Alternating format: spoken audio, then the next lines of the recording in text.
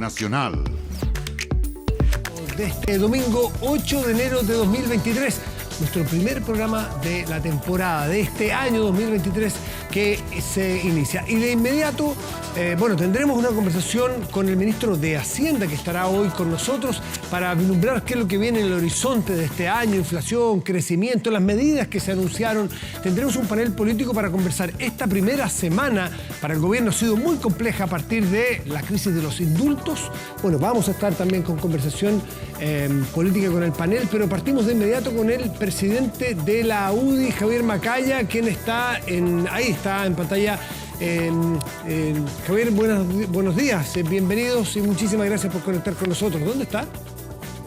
Estoy acá en Colchagua, en la región de O'Higgins. En la región de O'Higgins. Bueno, el presidente de la UDI está con nosotros justamente para conversar sobre esta semana que ha sido políticamente muy intensa y partió incluso en el fin de semana del año nuevo. ¿Cómo ha visto que han ido evolucionando los temas políticos? Renuncia de una ministra, renuncia la ministra de Justicia, del jefe de gabinete del presidente. ¿Cómo lo ve desde la UDI, Javier?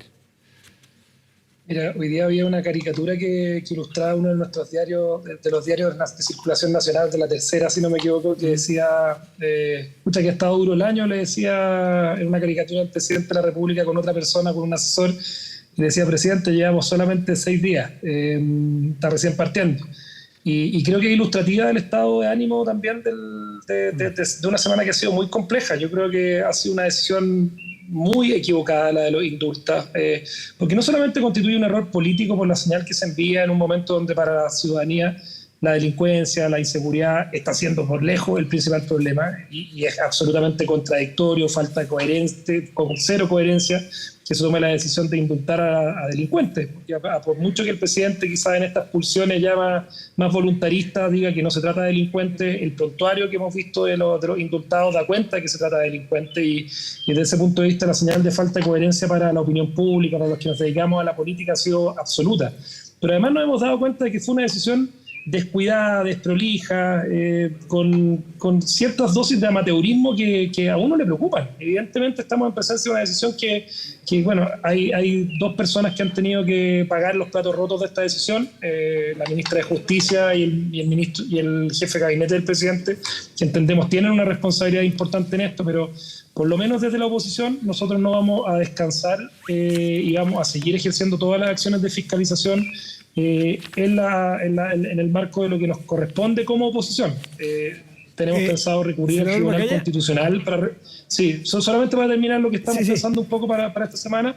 Tenemos pensado recurrir al Tribunal Constitucional esta semana para tratar de revertir alguno de los indultos. Tenemos pensado recurrir a la Contraloría también para lo propio, y eso sin perjuicio de que hay acciones constitucionales que se han presentado contra el ministro Jackson y contra la ministra de Justicia, de las cuales a mí no me corresponde mucho pronunciarme porque me corresponde ser jurado eventualmente en el caso que estas acciones pasen al Senado. A ver si no lo entendí del todo. ¿Ustedes pretenden un intento de revocación de alguno de los indultos? ¿A eso se refería? Sí, ¿Se puede? Sí, básicamente, tenemos abogados que nos dicen que por lo menos hay que tratar de generar la instancia.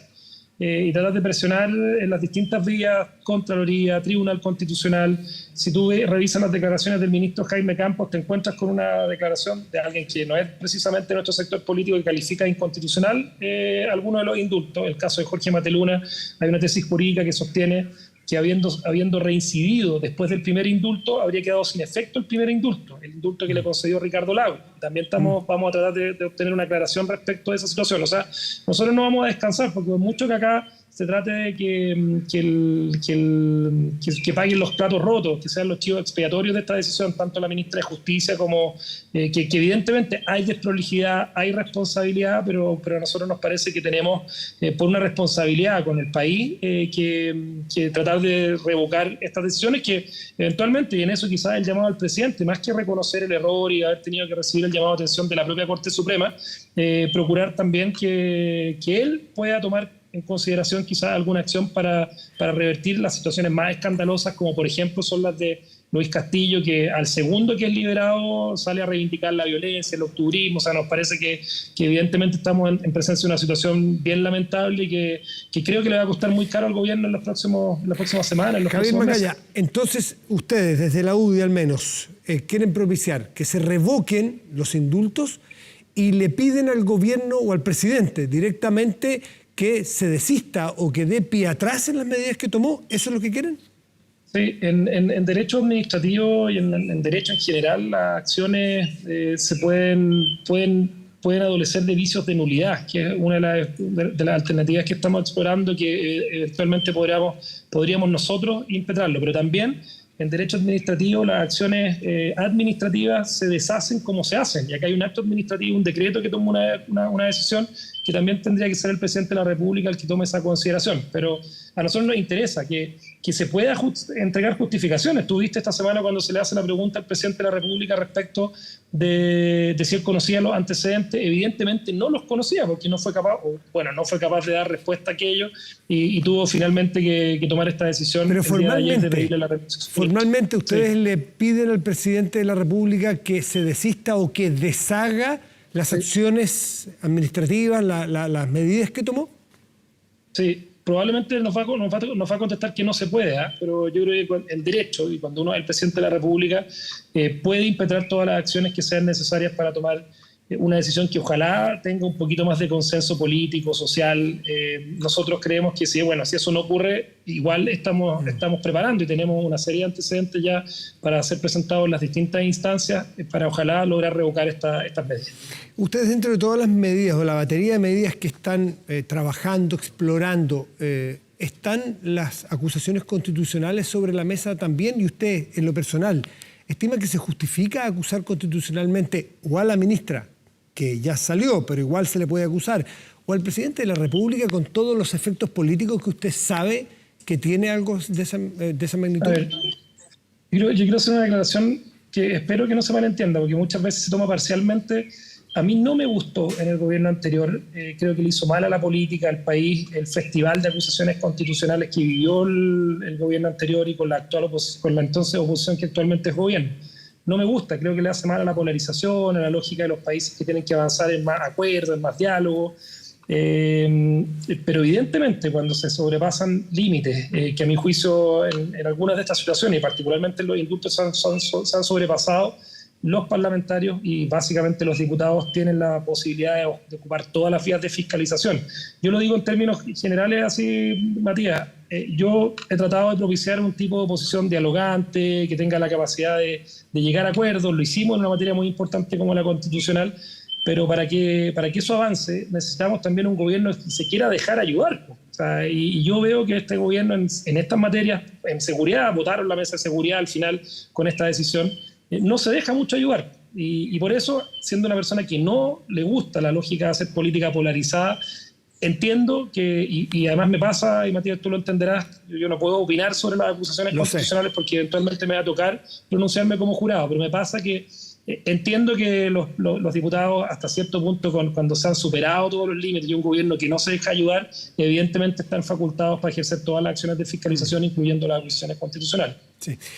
¿Dan por cerrado el capítulo de la mesa de seguridad o eventualmente pueden reestudiar la participación de la oposición, de la UDI que usted dirige puntualmente? Se lo pregunto porque, habiendo salido la ministra de Justicia y el jefe de gabinete, de alguna manera descomprime la situación política. ¿Pueden directamente ustedes o han estudiado la posibilidad de reincorporarse a la mesa que conduce la ministra Toá? Y se lo pregunto porque, más allá de la coyuntura, el trabajo de esa mesa tiende a mejorar la situación de seguridad de todos los chilenos y chilenas, que es la demanda principal hoy día. Mira, salirse de la mesa tiene un componente político, y la propia existencia de la mesa es política. Cuando tú convocas esta situación para llegar a acuerdos que eventualmente puedan ser para firmar un acuerdo, que sean por una foto, que algo que sirva para destrabar las discusiones legislativas. Pero esta situación evidentemente la puso en absoluta imposibilidad de continuar sus labores cuando tú tienes al gobierno con esa falta de coherencia. Y la invitación que nosotros le hacemos al gobierno, sí, y que nosotros le vamos a aprobar todos los proyectos que emanen de buenas ideas que estén en esa mesa, en el Congreso, que lleve toda la discusión al Congreso. Tenemos en la Comisión de Seguridad y en la Comisión de Constitución, Legislación y Justicia la total disposición para avanzar en todas aquellas medidas que hayan sido parte de la discusión. O sea, de la van a aprobar los contenidos que emanan de esa mesa a la cual ustedes participaron, pero descartan reincorporarse a la mesa. Sí, no tiene mucho sentido. No tiene mucho sentido un acuerdo para la foto con una cuestión que al final, para los chilenos, también demuestra una falta de empatía y coherencia cuando tú tomaste esta decisión respecto a los indultos. Acá, yo sé que hay algunas personas, mira, y vamos a seguir trabajando probablemente con la ministra Toá en el ámbito que se da. Ellos son colegisladores, les corresponde llevar proyectos al Congreso, discutámoslo ahí. Yo he conversado con el diputado Jorge Alessandri, que está de presidente de la Comisión de Seguridad de la Cámara de Diputados. Total disposición para llevar todos los proyectos que busquen respaldar a nuestras fuerzas de orden y seguridad, dotarlos de más recursos, mejor inteligencia, el proyecto de modernización de las policías, de lo que significa la creación del Ministerio de Seguridad. O sea, están los proyectos, discutámoslos, pongámoslos en urgencia inmediata, que lo puede hacer el Ejecutivo y nosotros los vamos a votar favorablemente, pero no perdamos más tiempo con una mesa que hoy día quedó desperfilada, que con un acuerdo que solamente hacer para la foto. Hagamos la pega en el Congreso y en eso estamos absolutamente disponibles a toda la agenda que permita mejorar las condiciones de seguridad, que es el primer problema hoy día que representan los chilenos. Usted eventualmente puede ser jurado ante una acusación constitucional como senador, por lo tanto no se puede manifestar. Pero lo que sí se puede manifestar es en el voto que mañana va a tener que dar usted y los senadores a la propuesta presidencial del fiscal nacional, esta tercera propuesta. Ángel Valencia es la propuesta del presidente. ¿Usted cómo va a votar y cómo va a votar la UDI? Nosotros vamos a ver, parte de los errores que creo que se han cometido en este proceso, que ha sido bien intoxicado por dimes y diretes, declaraciones y cosas que aparecen además para desprestigiar a todos los candidatos. Todos han tenido alguna situación que ha aparecido en prensa y hay una lucha bien brutal por ver quién va a ser el próximo fiscal nacional. Pero creo que parte de los errores que se han cometido es anticipar posiciones sin haber escuchado una presentación que es básica, que se va a dar mañana en la Comisión de Constitución, Legislación y Justicia, que es el programa, que yo espero que sea un programa refundacional, porque nosotros sí impusimos un veto en algún momento, y esto quiero reconocerlo, para la candidata que representaba a nuestro juicio la continuidad del Ministerio Público de los últimos 16 años, y lo impusimos y dijimos que no teníamos una posición favorable a ella. Respecto a los 8, en general, hemos dicho que estamos abiertos a escucharlo, así votamos favorablemente la propuesta primera del presidente Boric de José Morales. La segunda, que tenía que ver con la continuidad, que era Marta Herrera, la votamos negativamente, pero la tercera, así como con los otros candidatos que estaban en esta quina, que era el fiscal Meléndez, el fiscal Palma, el fiscal Valencia, tenemos disposición a escuchar y en el mérito, obviamente, de los antecedentes que se presenten ahí, votar favorablemente. Pero no tiene sentido tener esta instancia de discusión, de escucha de los antecedentes de este candidato, que si mañana hace una correcta presentación, evidentemente la disposición va a ser favorable, y si nosotros vemos que esa presentación contiene argumentos que a nosotros no se condicen con lo que se necesita en la reforma y en el futuro de la persecución criminal en Chile, podríamos votar eventualmente en contra, pero va a depender de esa presentación y es lo que nosotros esperamos para el día de mañana tomar esa decisión. Muy bien, Javier Macaya, presidente de la UDI, senador, muchísimas gracias por recibir a Estado Nacional hoy. Que tengan un buen día. Gracias, igualmente.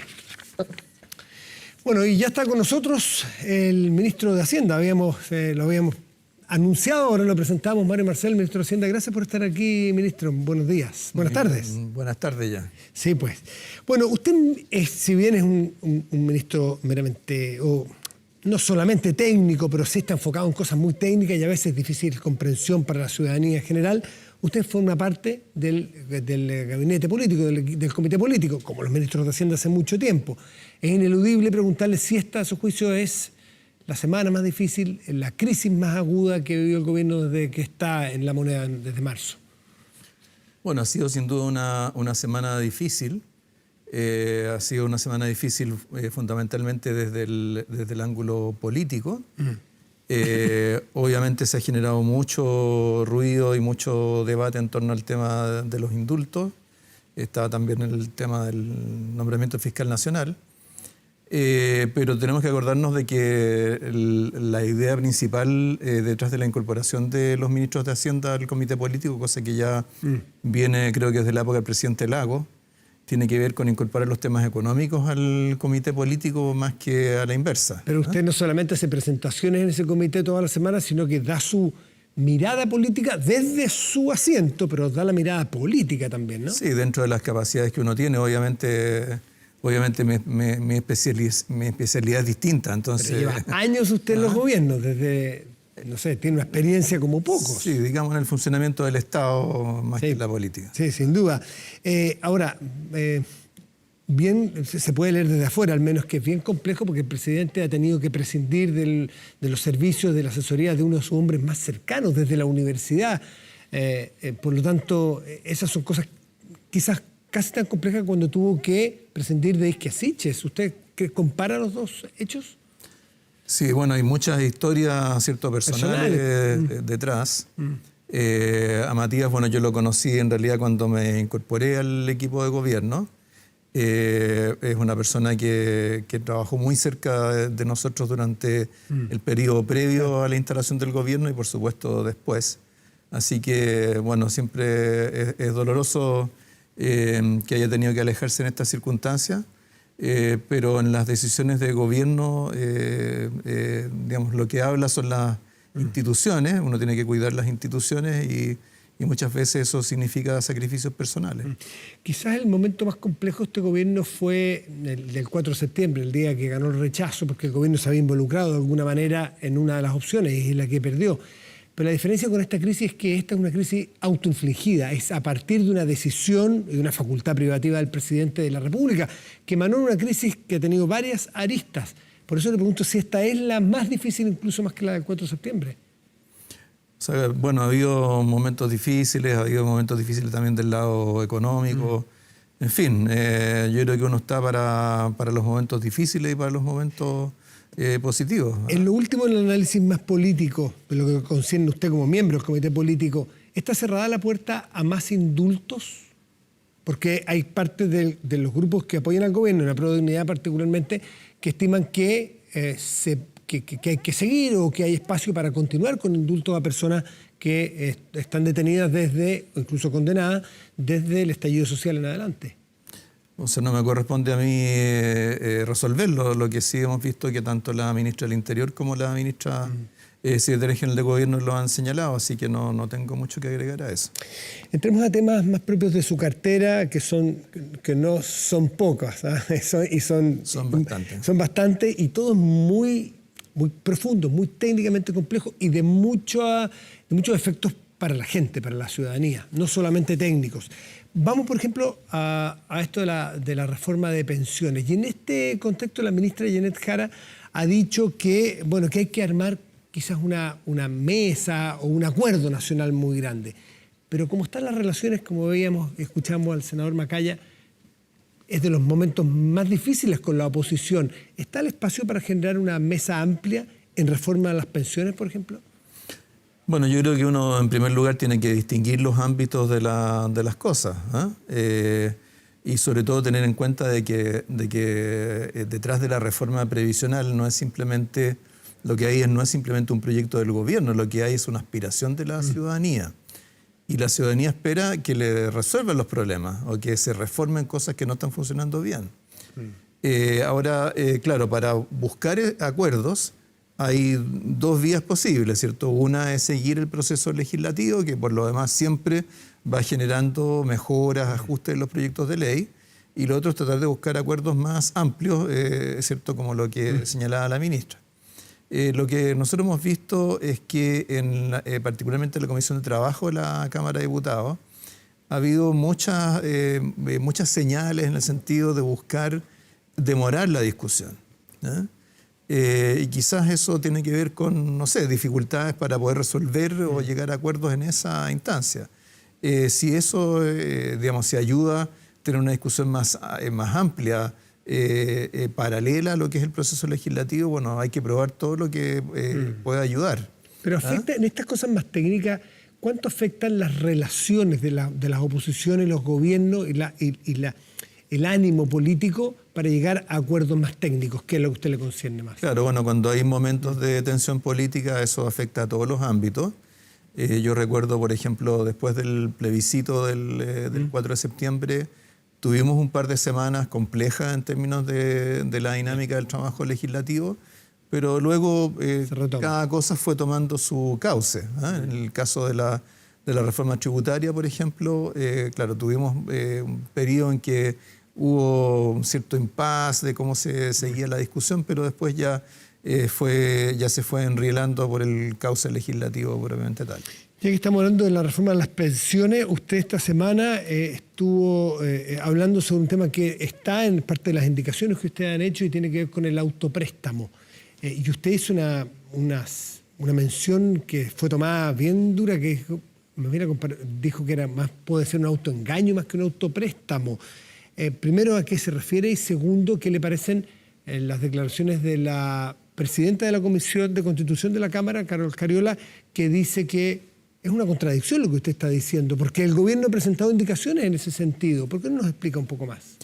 Claro, o sea, autopréstamo, de las cuentas individuales que cada persona tiene. Claro, o sea, lo que la diputada Cariola contrasta es lo que está en materia de autopréstamo en el proyecto de reforma previsional versus las mociones parlamentarias que se presentaron en la Comisión de Constitución, que por ser la Comisión de Constitución son mociones que se presentaron como reformas constitucionales para aplicar un mecanismo que tiene el mismo título, pero que tiene características muy diferentes. O sea, las propuestas de así llamado autopréstamo en la Comisión de Constitución son propuestas de volúmenes de autopréstamo de enormes magnitudes. Hasta el 100%, entiendo. Claro, o sea, hasta el 100%. Ahí hubo una discusión sobre si la gente podía pedir menos del 100%, pero la experiencia que hemos tenido hasta ahora es que cuando ha habido retiro, las personas retiran lo máximo que pueden y por lo tanto, ¿por qué no podrían hacer lo mismo con un autopréstamo? Claro, uno podría decir no porque hay que devolverlo. Pero el problema es que las dos mociones, o las tres mociones que están en la Comisión de Constitución, tienen mecanismos extraordinariamente difusos para efectuar esa devolución. Por ejemplo, el proyecto, la moción presentada por la diputada Giles y otros diputadas y diputados, contempla el autopréstamo de hasta 100% de los fondos, incluso cuando la persona está jubilada con un retiro programado. Entonces, por ejemplo, un pensionado, ¿cierto?, no está obligado, o sea, no tiene una cotización regular como tiene el trabajador activo, por ejemplo. Entonces, se le da 5 años de gracia y después un mecanismo que no se sabe realmente cómo puede operar. Más encima es un mecanismo que varía de una persona a otra, porque se le hace una especie de prorrateo.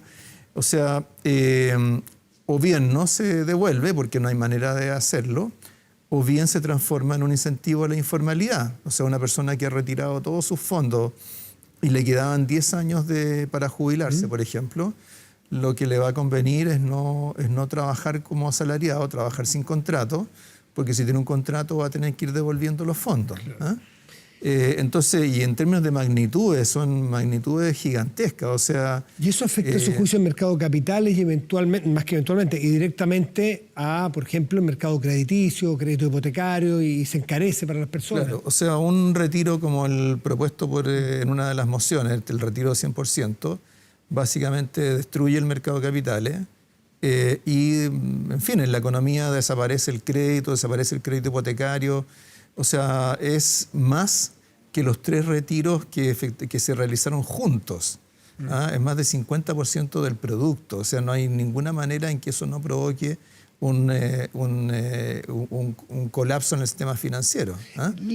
Porque tengamos claro una cosa, cuando hablamos de autopréstamo, la plata igual tiene que salir de alguna parte, ¿cierto? Entonces, o bien la AFP liquida sus activos, ¿cierto?, igual como lo hizo con los retiros, o bien toma un préstamo, pero las AFP no pueden tomar préstamos, están muy restringidas en ese sentido por la ley. Entonces no hay ninguna vía por la cual se puedan acomodar cosas de esas magnitudes.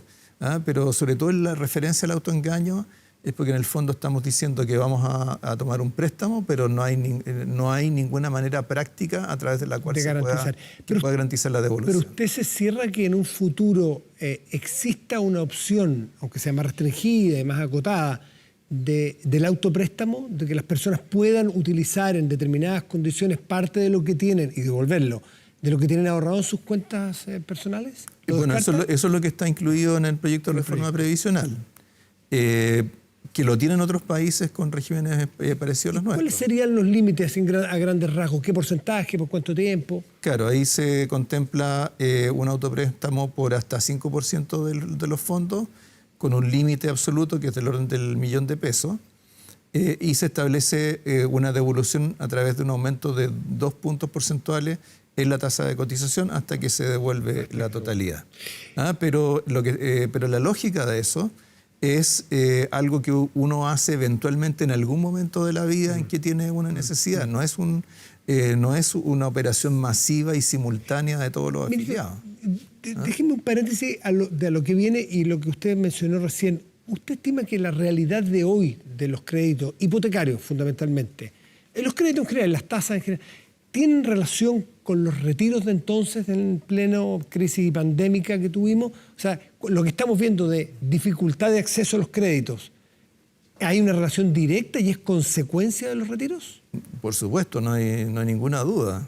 O sea, los retiros lo que hicieron fue obligar a las AFP a liquidar una cantidad muy importante de activos, especialmente de renta fija, lo que hizo acortarse la duración de los activos en sus carteras y, por lo tanto, del lado de los bancos, ¿cierto?, que son los que colocan esa deuda con las AFP, también, ¿cierto?, la duración de su financiamiento también se acortó. Entonces eso hizo prácticamente desaparecer el crédito hipotecario a 30 años, se volvió a los 20 años que teníamos hace unos años, ahora ha ido algo reviviendo, pero las tasas de interés subieron de manera muy significativa, más que lo que correspondía simplemente por el aumento de la tasa política monetaria, que es una tasa de muy corto plazo, y eso ha permanecido hasta el día de hoy. Entonces lo que ocurre es que cuando empeoran de esa manera las condiciones del crédito hipotecario, no es solamente que el crédito hipotecario sea más caro, sino que además se requiere una renta más alta para poder acceder al crédito. Se requiere poner un pie más alto para tener un crédito hipotecario. Se dificulta el acceso a la casa propia. Por todos lados. Ministro, de respecto de inflación, vimos que se cerró un 0,3 en diciembre, 12,8 para el año 2022, el más alto en 2 décadas. ¿Cómo ve usted el 2023, que tiene harta experiencia desde que estuvo en el Banco Central? Lo que dice el IPOM, el Banco Central, difiere un poco del mercado o de los expertos. ¿A cuánto podría llegar la inflación del próximo año, según su estimación? Sí. Bueno, tenemos que tener claro, ¿cierto?, de que este aumento de la inflación fue bien rápido. O sea, la inflación empezó a subir por ahí por junio, julio del 2021, pero escaló rápidamente en el curso del 2022 por la acumulación de todas estas presiones al alza. Por un lado, ¿cierto?, estaba una demanda y un consumo creciendo muy fuertemente, una economía sobrecalentada. Mucha plata disponible. Claro. Pero por otro lado también teníamos el aumento de los precios de materias primas y especialmente de alimentos y de combustibles, producto de la invasión de Rusia a Ucrania. Tuvimos un aumento del dólar muy importante, por lo menos hasta julio, agosto de este año. Entonces todos esos factores presionó al alza, contribuyeron a presionar la inflación al alza. Lo que ahora estamos viendo es que esos factores se están moviendo en la dirección opuesta. En primer lugar, el ajuste en la economía está teniendo lugar, el consumo ha venido cayendo durante varios meses. Por otra parte, los precios de las materias primas están prácticamente, varios de ellos ya de vuelta a donde estaban hace un año atrás. Y el tipo de cambio también, o el dólar también está más o menos donde estaba antes de la guerra en Ucrania. Entonces, eso va a ir contribuyendo a bajar la inflación. Un buen ejemplo es que ya hemos tenido varias semanas seguidas de baja de precios de los combustibles, de las bencinas, del petróleo diésel.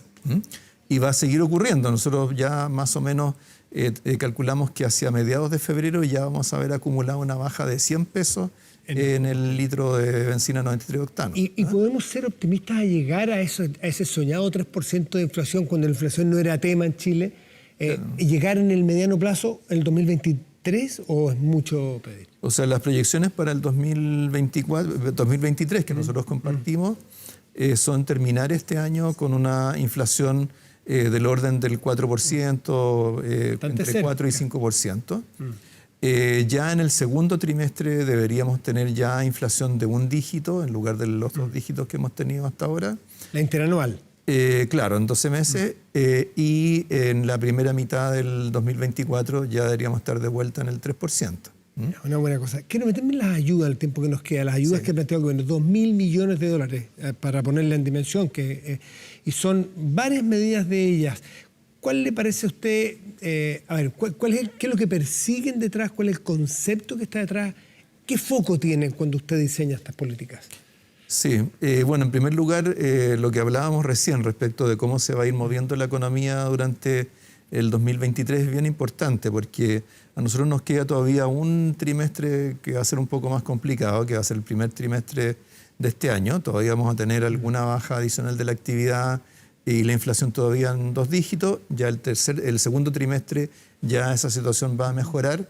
Y estas medidas en buena medida, valga la redundancia, están orientadas a compensar a las personas que más han sufrido por el aumento de la inflación. Tiene foco en los sectores más vulnerables. Exactamente, y después también asegurarse de que esos sectores no queden rezagados en la recuperación que venga después. Entonces, yo diría las 3 medidas que cuantitativamente son más importantes, que son la duplicación del bono marzo, es una inyección de recursos directamente al bolsillo de las personas. Por otro lado, el aumento de la asignación familiar de 20% es el aumento más grande que vamos a haber tenido, yo creo que desde el 90 con seguridad. Y es un beneficio de carácter permanente, focalizado en los niños, niñas, adolescentes, donde además vamos a estar buscando llegar a 900.000 niños y niñas que por alguna razón no están recibiendo ese beneficio, teniendo el derecho a hacerlo. Y lo otro que es bien innovativo es el tema del bolsillo familiar electrónico. Quiero que me explique, ¿qué es este bolsillo familiar electrónico? ¿Cómo opera? A ver. El bolsillo familiar electrónico opera con la tarjeta de débito de la cuenta RUT. Perfecto. Que lo tienen más de 10 millones de personas en Chile. La cuenta RUT es el mecanismo principal a través del cual se transfieren ayudas monetarias a los hogares. Hoy día más del 80% de los distintos apoyos monetarios se hacen a cuentas bancarias, particularmente opera muy bien RUT. eso. Entonces ahora esa cuenta RUT va a tener, esa tarjeta va a tener como un bolsillo donde el Estado va a colocar recursos y donde y por lo tanto que cuando la persona vaya a hacer su compra a un almacén, a un supermercado, va a pagar con la tarjeta, pero parte de la cuenta se va a pagar de ese bolsillo donde pone recursos del Estado y por lo tanto la cuenta que va a pagar la persona va a ser O sea, el menor. Estado va a ir poniendo una parte en cada una de esas compras. ¿Y por qué ese bolsillo aparte y no se le pone en la cuenta y se usa libremente como las ayudas, como suelen ser las ayudas? Claro, porque en este caso, pensemos, estamos hablando de 20%, ¿cierto? De aportar un 20% de la compra. Ese 20% es más o menos parecido a lo que ha sido el aumento en el precio de los alimentos, del costo de los alimentos en el último año. O sea, en el fondo es como si permitiéramos que las personas compraran hoy día a precios de hace un año atrás. Y también es muy similar al IVA, el IVA que es de 19%, es como devolver el IVA por la compra de alimentos y otros productos que básicos. Afecta más a las familias más. Claro, muchos parlamentarios han estado planteando esto desde hace tiempo. Esto es una forma práctica de implementarlo. Y en la medida que nos vaya bien con este mecanismo, en el futuro vamos a poder usarlo para otras cosas. Por ejemplo, pensemos, todavía tenemos pendiente el tema de impuestos correctivos, impuestos saludables, ¿cierto? Siempre se habla de gravar con impuestos alimentos que son malos para la salud, pero uno quisiera al mismo tiempo, ¿cierto?, que pudiera subsidiar alimentos que son más sanos, frutas y verduras frescas, por ejemplo. Entonces, el día de mañana, en la medida que vaya generándose ya una práctica, una experiencia, con este mecanismo vamos a poder irlo aplicando a distintas cosas. Innovación, tecnología y aprovechar esta bancarización de Chile. Sí, y facilitarle las cosas a la gente. Ministro Marcel, muchísimas gracias por estar esta tarde con nosotros aquí en Estado Nacional. Que le vaya muy bien. Muchas gracias. Y ya nos vamos a sentar en nuestro panel de conversación porque la semana ha dado lo suficiente. Necesitamos saber cuáles son las conversaciones, los matices que cada uno de nuestros invitados tengan sobre esta semana de los indultos y en general lo que viene mañana, elección del fiscal. Espérenos y ya volvemos con nuestro panel de conversación. Esto es una decisión difícil, pero lo hago pensando en el bien de la patria. Estos son jóvenes que no son delincuentes. Que donde exista miseria va a haber rebelión, donde exista desigualdad va a haber insurrección, porque los insurrectos no los calmamos, los insurrectos no descansamos, los insurrectos damos la vida por la causa, compañeros. En el juicio Jorge Mateluna hubo irregularidades y una valoración de la prueba que no estuvo a la altura de la justicia. Tengo la plena convicción de la inocencia de Jorge y por eso hemos llevado adelante este indulto. No podemos tener un presidente que se crea juez y que se crea opinólogo de que sus acciones fueron las correctas. Creer que explicar por qué él tiene una convicción personal implica desconocer el accionar de la justicia, poner en cuestión la separación de poderes, me parece a mí que es una polémica artificial. Espero que es un tema que logremos dar por zanjado, que pasemos adelante la página y nos dediquemos a trabajar por las necesidades urgentes que tiene nuestro país, que son muchas. Presidente, no nos quedó claro si usted sabía los antecedentes. Ya contesté la pregunta. Pedir el indulto. Ya contesté la pregunta. Los indultos han seguido toda la regulación vigente, la ley 18.050 que rige el procedimiento y también define los casos donde pueden ser delegadas esta facultad al Ministerio de Justicia. Debido a que hubo desprolijidades en la ejecución de mi decisión de conceder indultos. Si hubo desprolijidades en el otorgamiento de los indultos, lo que debe ocurrir es que impere la racionalidad y que el presidente retire esos indultos. Los errores respecto de los indultos ya los asumió la exministra Ríos y por lo tanto creo que no hay que seguir escalando este conflicto más allá.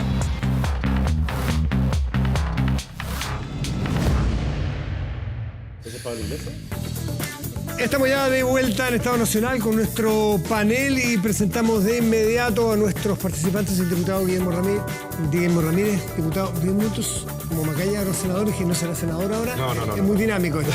El diputado Guillermo Ramírez. Matías, muy buenas tardes, bien pues. ¿Lo he evaluado? ¿Cómo? ¿Lo he evaluado? Lo he evaluado, lo está evaluando. Ahora sí, el senador Rodrigo Galilea, senador del Maule de RN. Senador, buenas tardes, gracias por estar aquí. Muy buenas tardes. Natalia Pergentile, presidenta del PPD, muy buenas tardes, Matías. Natalia. Y Gonzalo Winter, diputado de Convergencia Social, diputado, buenas tardes. ¿Cómo le va? Natalia Pergentile, el momento más complejo del gobierno, la crisis, porque ha tenido, cuando tuvo lo de Esquiasiches, cuando hubo el primer cambio de gabinete, después el 4 de septiembre, que fue complejo para el gobierno, ahora esta crisis de los indultos, ¿es el momento más difícil? No creo que sea el momento más difícil.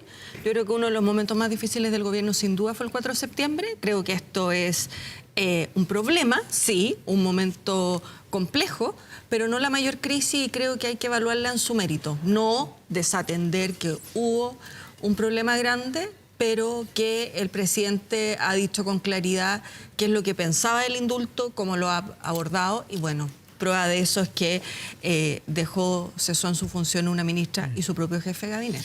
Natalia Pergentile habla en pasado, que fue una crisis, hubo un momento, ¿está siendo, desde el punto de vista de la oposición, la crisis continúa o ya con la salida de la ministra y del jefe de gabinete ya se da por superado? Bien. No. De hecho, me leíste el pensamiento porque quería acotar justamente eso. Que estoy conjugando mal los tiempos verbales, me hace. Conjugando mal los tiempos verbales, en mi opinión, sí. No, yo creo que esta es una crisis en desarrollo. Mañana la mesa de seguridad no va a volver porque haya salido la ministra. La acusación constitucional probablemente se mantenga. ¿Cuál, perdón? A la ministra. ¿Cómo? A la ministra. A la exministra, sí. ¿Descartan ustedes una acusación del presidente? Sí, absolutamente. A ver, no estoy hablando a nombre de Chile Vamos. Estoy hablando a nombre, creo yo, de una mayoría del interior de la UDI que lo descartamos absolutamente. Creemos que no nos podemos transformar en Perú. Creo que hay que cuidar la institucionalidad. Pero vamos a seguir adelante con la acusación contra la ministra Ríos porque nos parece que acá tiene que haber, como hablan los gringos, accountability. Aquí alguien tiene que hacerse responsable de lo que ocurrió. Y mucho más importante es que nosotros el viernes fuimos a Contraloría para revertir uno de estos decretos de indulto. Mañana vamos a ir al Tribunal Constitucional. Y desde el viernes que estamos analizando otro tipo de acciones también ante la Corte, porque han salido nuevos antecedentes respecto de qué significa que una persona que había sido indultada haya vuelto a cometer un delito. Teóricamente, de acuerdo a la legislación, se pierde el primer indulto, con lo cual el frentista debiera estar hoy día condenado por cadena perpetua, que es el primer indulto, que habría quedado sin efecto después de que él cometió nuevos delitos. Todo eso lo estamos viendo y lo vamos a hacer valer en la Corte. Y por supuesto que para nosotros también es muy importante apurar el proyecto de ley que ya está presentado para quitarle al presidente las atribuciones de indulto y entregárselas a una comisión de jueces y que ellos sean los que lo vean, porque al final, ¿sabes lo que pasa, Matías? Si queremos avanzar en materia de seguridad, sobre todo en esta mesa a la que se nos invita insistentemente a volver, no sacamos nada con meter a todos los delincuentes y terroristas en la cárcel.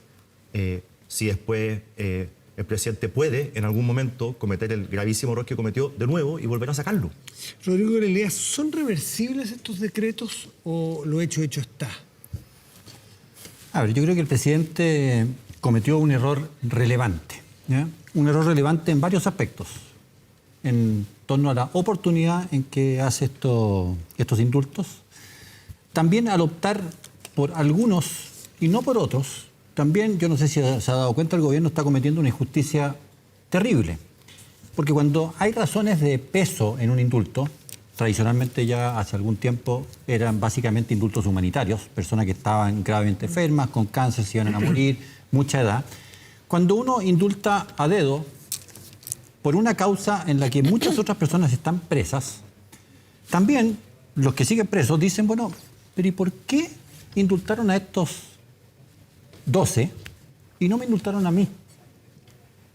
Es que simplemente tenían más amigos en La Moneda, tenían una llegada al presidente Boric. Entonces acá se crea una dinámica muy perversa en torno a los indultos. Por eso es que yo creo que esta institución debiera cambiar. Al menos debiera cambiar en el sentido de que solo son permitidos los indultos humanitarios, en que claramente hay una situación de enfermedad o de edad que justifican y el criterio de la así. paz social que muchas veces se usa, es que en un momento el presidente, porque las Cortes no pueden esgrimir razones de paz social, no. Sí un presidente o presidenta. Mira, eventualmente. Lo que pasa es que existe lo que se llaman los indultos generales, que son por ley. Y eso es lo que ocurrió, por ejemplo, en el gobierno del presidente Piñera a propósito del COVID. Cuando se desata la crisis de salud pública, la situación en las cárceles empezó a ser absolutamente invivible e inmanejable. Y por tanto, de acuerdo con todos los partidos que están en el Congreso, el presidente propuso una solución y dijo, bueno, todas aquellas personas que tienen más de cierta edad, todos, no es un dedo, no es dedocracia, sino que todos los que tienen más de cierta edad, que tienen cumplido tal porcentaje de pena. Se hizo una solución especial además para las mujeres que estuvieran presas, que tuvieran hijos, según mi memoria, menores de 2 años, en fin, pero son reglas generales. Eso siempre se puede hacer y yo no tengo ninguna objeción con eso porque pasa por un filtro democrático. Pasa por un filtro democrático y eso me parece sumamente importante. Acá, en cambio, volvimos a algo que tiene muy poca justificación. Tú sí, tú no, tú sí, tú no. Y además se cometieron errores gravísimos. Muchos se ha abundado en el caso del señor Castillo, el mismo caso del frentista Mateluna, que de acuerdo, aquí me guío por una antecedentes que salieron en el diario El Mercurio ayer, la condición por la cual fue indultado la primera vez era que no volviera a quebrantar la ley. Y bueno, la volvió a quebrantar. Y este indulto, como bien decía el diputado Ramírez, lo que debería significar para el caso de Mateluna es volver nuevamente a cumplir la primera pena, que era cadena perpetua. Diputado Winter, ¿por qué sale el jefe de gabinete del presidente Boric, el señor Matías Mesa Lopendía? A ver, Matías, yo creo que lo primero que yo debo señalar es que para nosotros es un día doloroso. Mi partido perdió a 2 personas, perdió sus cargos en el gobierno.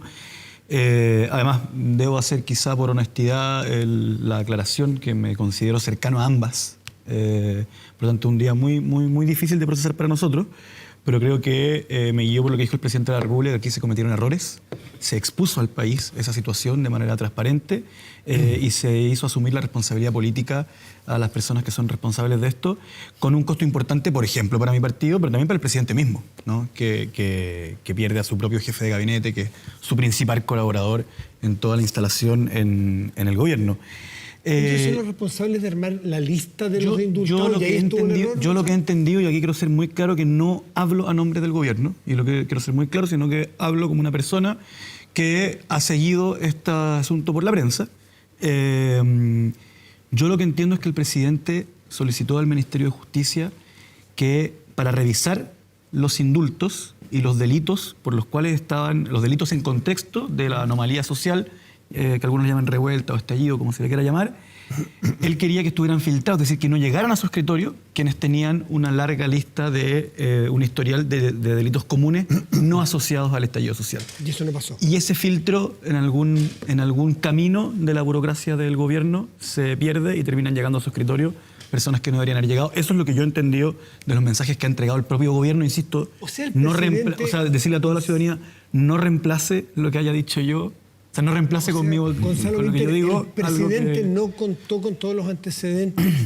O sea, es que él dio una instrucción, como cualquier presidente tiene un montón de colaboradores y finalmente ejercer la presidencia de la República también es una empresa, desde el punto de vista original de la palabra empresa, ¿no? Sí. En donde hay distintas instituciones, distintas personas que se dedican a distintas cosas, y él dio una instrucción que, digamos, el informe que le tenía que llegar tenía que tener ciertas características y ese informe, al parecer, omitía cierta información que era fundamental. Perdón, ¿y si él tomó las decisiones sin todos los elementos que tenía para tener un juicio, podría eventualmente el presidente dar pie atrás en la medida? Porque voy a decirlo de una manera coloquial, me hicieron tomar una decisión errónea. No. Yo con todos los antecedentes no hubiese tomado esa decisión. Yo no tengo claro que el presidente hubiese tomado una decisión distinta. No tengo las herramientas para poder ponerme en la cabeza del presidente para aquello y sería una irresponsabilidad de mi parte ponerme a conjeturar lo que haría o no haría el presidente. Ahora bien, sí, ni siquiera hablo como diputado, sino que hablo como una persona que estudió Derecho Administrativo hace ya más de una década. Yo creo que estos decretos están, digamos, jurídicamente bien hechos, incluyendo el del señor Mateluna, y que la única vía sería declararlos nulos. Y yo creo que eso es muy difícil desde el punto de vista jurídico. Además, Matías, no es que esta gente, o sea, la gente que fue indultada, no es que la pena no exista ni en su prontuario no esté, son personas que tienen firma quedan mensual, con arraigo, no se les declara inocente, eso es bien importante. Así es, o sea, se exime la pena, no la responsabilidad o la culpa. Claro, y de hecho, si hay reincidencia, el indulto entiendo que pierde vigencia. De hecho, tienen arraigo, tienen firma, si se deja de firmar también el indulto pierde vigencia, etcétera. Queda sobre la mesa la interrogante que quiero plantearle a los contertulios sobre la relación de gobierno y oposición, porque naturalmente se está recién empezando un gobierno y se requiere. Sí. Por lo pronto mañana hay una decisión tan importante como la del fiscal nacional. Vamos a hacer una pausa y dejamos planteada esa pregunta. ¿Qué debiera pasar mañana cuando se vote por la propuesta presidencial del fiscal nacional? Espérenos un momento y volvemos.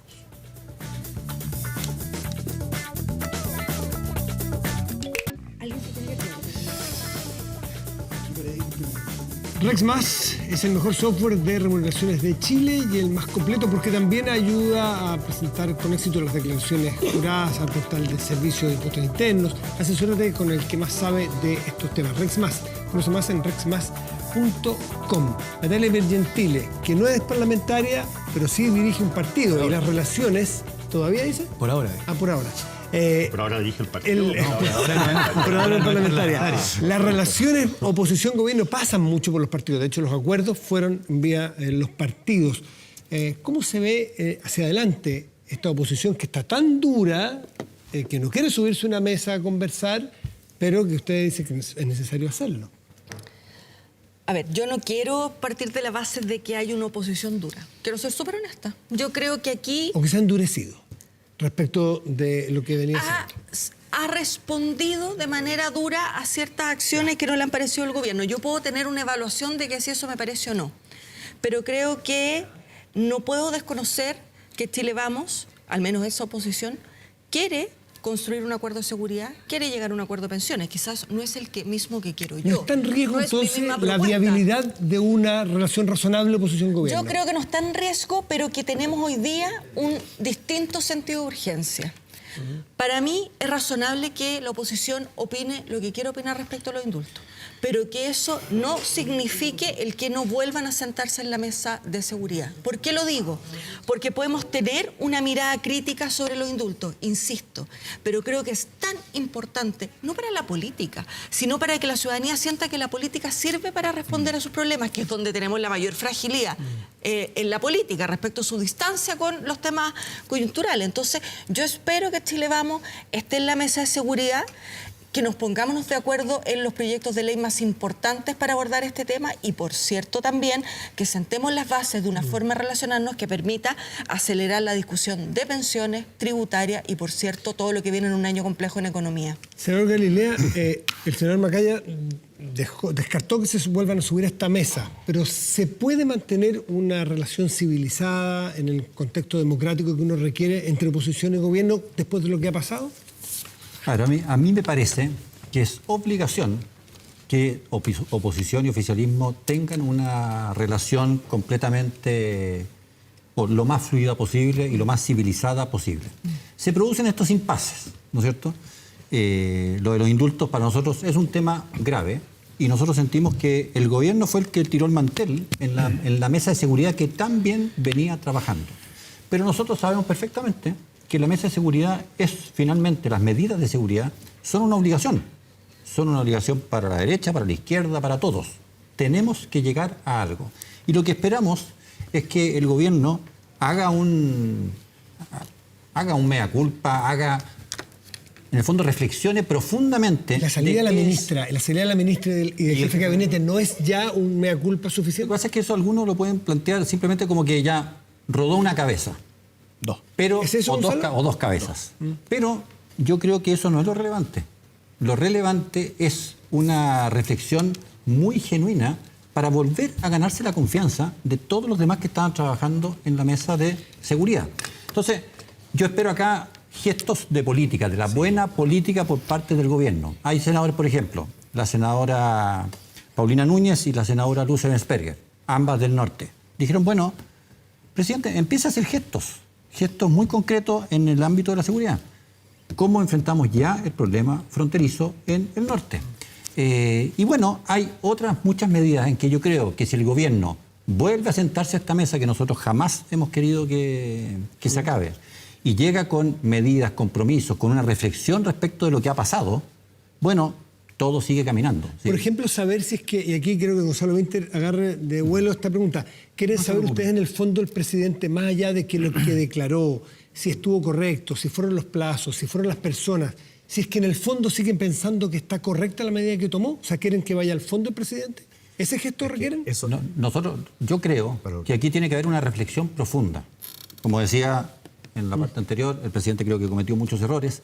La manera, además, en que generó un conflicto con el Poder Judicial, con el Ministerio Público, etcétera, requiere que él, que sus ministros llamen a lo más alto de la política, a los dirigentes de los partidos, tengan una conversación que no tiene por qué ser pública, ni aquí frente al televisor, pero tiene que haber una reflexión muy profunda para volver a generar Gonzalo, más allá ánimo para poder trabajar. Más allá de la desprolijidad o cómo se hizo, ¿cuál es el análisis del fondo de lo que ocurrió? Quiero meterme en las relaciones entre oposición y gobierno y en el tema de la mesa de seguridad.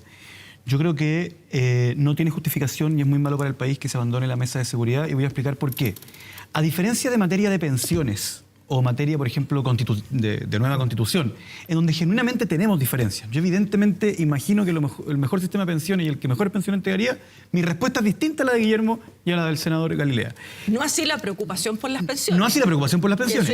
Por lo tanto, requiere que todos cedan y en la medida en que si uno siente que se está alcanzando un acuerdo, uno cree que no es mejor para el país, entonces uno genuinamente y legítimamente se puede bajar.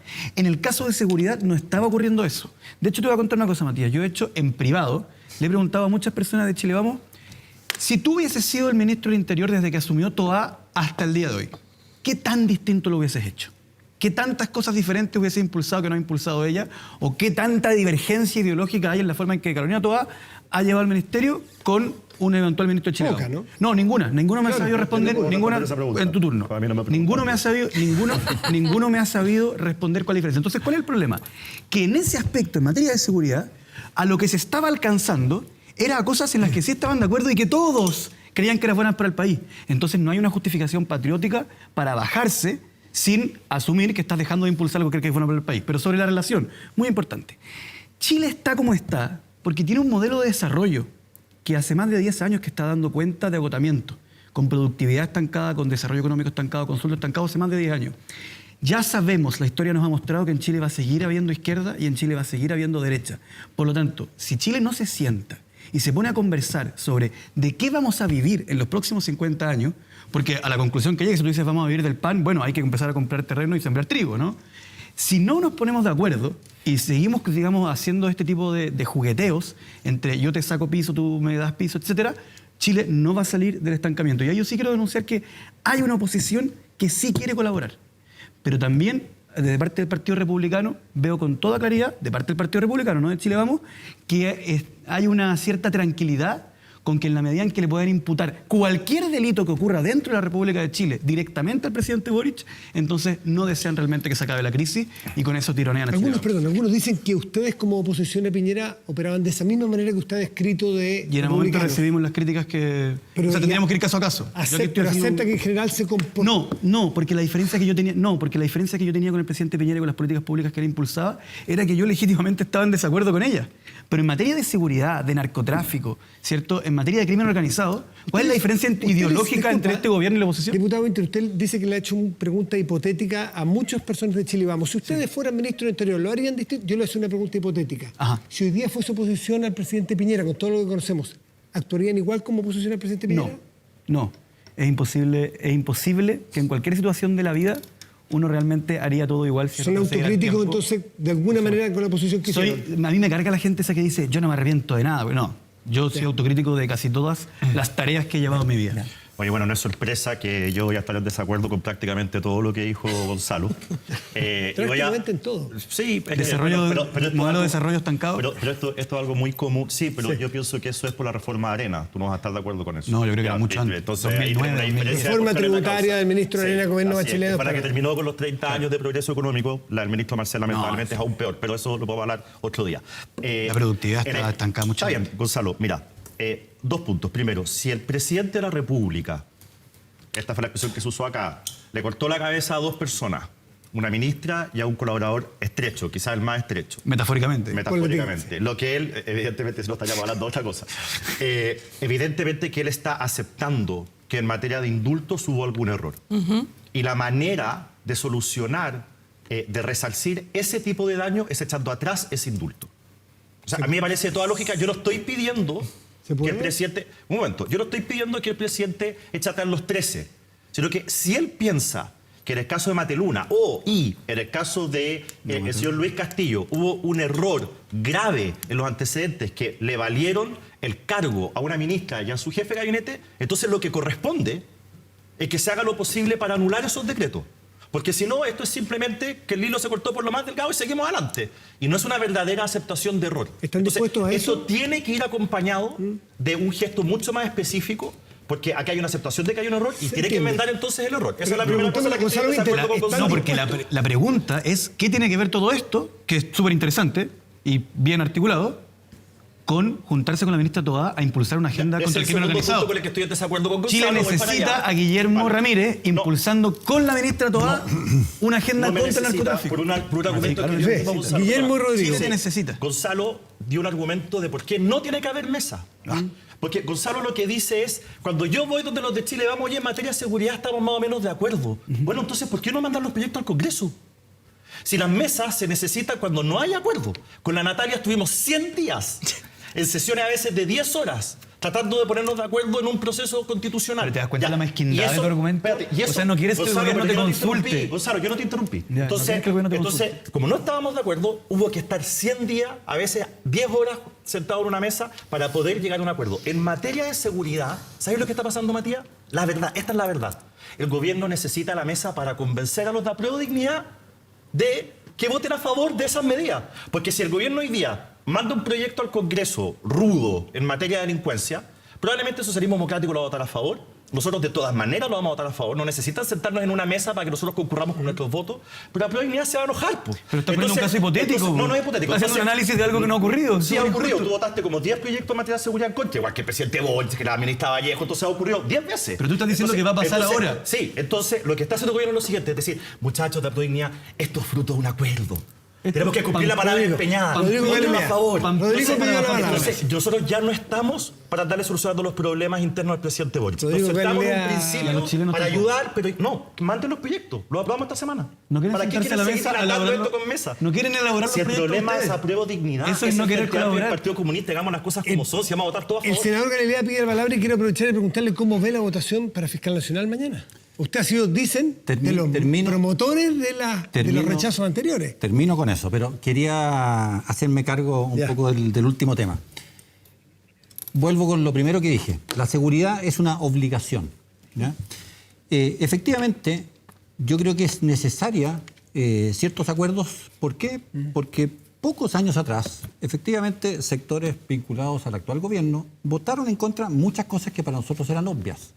En ley de antiterrorista, ley de control de armas, ley de usurpaciones, en fin, y la lista, robo de madera, en fin. No, pero... Creo que hoy día están dadas las condiciones para muchos mejores y mayores consensos.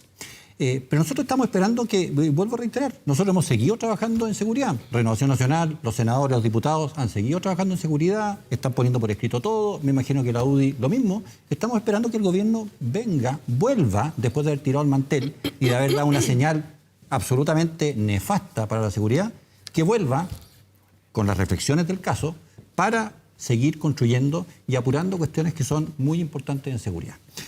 Fiscal Nacional. Dicho lo anterior, estamos en el tercer intento de fiscal nacional. ¿Para ti la tercera es la vencida o no es la vencida? Me encantaría que fuera esta vez la vencida. Mañana vamos a escuchar al candidato Valencia, Ángel Valencia. Yo creo que hay muchos senadores que quieren escuchar la exposición mañana, las preguntas que le hace la Comisión de Constitución, yo soy parte de ella, más los senadores que asisten voluntariamente a esta sesión. Ahora, ¿por qué esta elección de fiscal ha sido más difícil de lo que fue las otras veces que pasaron? Sí. Es porque todos tenemos la certeza, no es una sensación, es una certeza de que todos los indicadores del Ministerio Público, que es la institución que dirige el Fiscal Nacional, han ido a la baja. No se ha podido poner a tono con el nuevo crimen organizado. Hemos descubierto, a través de las propias exposiciones de los candidatos, que el nivel de instrucciones generales, de uso de inteligencia artificial, de compartimiento de datos en la Fiscalía, etcétera, es una cosa verdaderamente que se quedó pegada hace 20 años. Entonces tenemos un crimen que dio 3 pasos para adelante. Valencia da garantías en ese aspecto. El Ministerio Público hizo, yo no quiero, como soy parte de la comisión, no puedo dar una señal a priori porque sería sumamente injusto. Creo que puede tener grados de libertad para actuar porque viene de afuera, pero hay que escuchar mañana lo que les ponga. Los senadores PPD están en reflexión respecto del señor Valencia. Yo creo que es un poco lo que dice el senador Galilea. Nuestra bancada ha sido muy leal respecto de las 2 primeras nominaciones del gobierno, pero en vista de los hechos de los últimos días respecto de las nominaciones, en fin, creo que están en reflexión respecto de lo que tú decías, de cómo mañana se escucha la propuesta que Valencia tiene para el Ministerio Público. O sea, aquí no olvidemos lo que está en juego. Está en juego una organización bien fracturada, una organización que sea razonable o no, sea, digamos, lo que correspondía con Abbott, quedó además esa sensación como de que la justicia no operaba bien, por eso digo, puede ser cierto o no, pero se instaló aquello, se instaló también de que está sobrepasado, que hay problemas con los sindicatos, de modo que la propuesta que tenga quien esté nominado fiscal nacional es muy relevante para tomar una decisión. Natalia Pergentile, Rodrigo Galilea, Gonzalo Winter, Guillermo Ramírez, les quiero agradecer por estar esta tarde con nosotros. Gracias a ti. Hacemos una pausa y volvemos al Estado Nacional. Esperemos. Ya estamos de vuelta y para despedir, viene un enero muy cargado políticamente con muchos temas de interés que se están resolviendo. Por lo pronto mañana se vota en el Senado la propuesta presidencial para fiscal nacional. Siguen los acuerdos por seguridad dando vuelta, sigue la discusión sobre los indultos que ya fueron, pero usted pudo aquí constatar de que quedan cabos sueltos, al menos en la conversación política. Bueno, en la próxima semana nos haremos cargo de eso y de todos los temas. Nos despedimos, ya vienen las noticias aquí en TVN. Que tenga un muy buen domingo. Hasta luego.